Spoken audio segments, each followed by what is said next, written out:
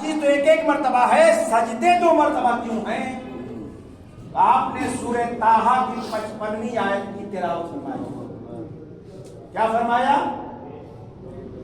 منہا خلقناکم وفیہا نعیدکم ومنہا نخرجکم تارۃ اخری. مولا نے فرمایا، سمجھ میں آیا؟ اللہ نے تو سجدے کیوں رکھے ہیں؟ کہا مولا ہمیں تو نہیں سمجھ میں آیا.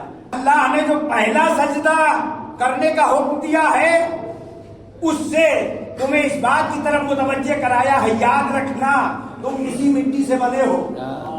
منہا خلقناکم، اسی مٹی سے تمہیں پیدا کیا گیا. توجہ فرمائے گا، اسی مٹی سے تمہیں پیدا کیا گیا ہے.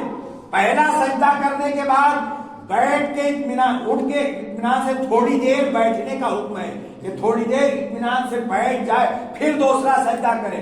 یہ تھوڑی دیر اطمینان سے اللہ بیٹھنے کا حکم اس لیے دیتا ہے کہ یہ 2 سجدوں کے درمیان جو تھوڑا سا وقفہ ہے یہ دنیاوی زندگی ہے. کیا بات ہے! پہلا سجدہ اس لیے کرتا ہے تاکہ تمہیں یاد دلائے کہ تم اسی سے پیدا کیے گئے ہو، اسی سے بنائے گئے ہو. 2 سجدوں کے درمیان تھوڑا سا توقف کرا کے یاد دلاتا ہے کہ یہ تمہاری دنیاوی زندگی بہت مختصر سی ہے.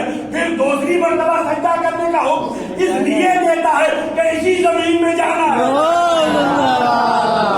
پہلا سجدہ اس لیے کہ اسی سے پیدا ہوئے ہو. پہلے سجدے کے بعد تھوڑا سا توقف اس لیے کہ تمہیں یاد دلائے تمہاری دنیاوی زندگی بہت مختصر سی ہے، جیسے یہاں ہے مختصر سا وقت. دوسرا سجدہ اس لیے کراتا ہے تاکہ تمہیں یاد دلائے کہ اسی میں دوبارہ تمہیں جانا ہے. اس کے بعد منہا نخرجکم تارۃ اخری، دوسرا سجدہ کرنے کے بعد پھر تمہیں کھڑے ہونے کا حکم دیتا ہے. یعنی اللہ تمہیں یاد دلاتا ہے جب مٹی میں چلے جاؤ گے تو میدان محشر میں پھر اٹھا کے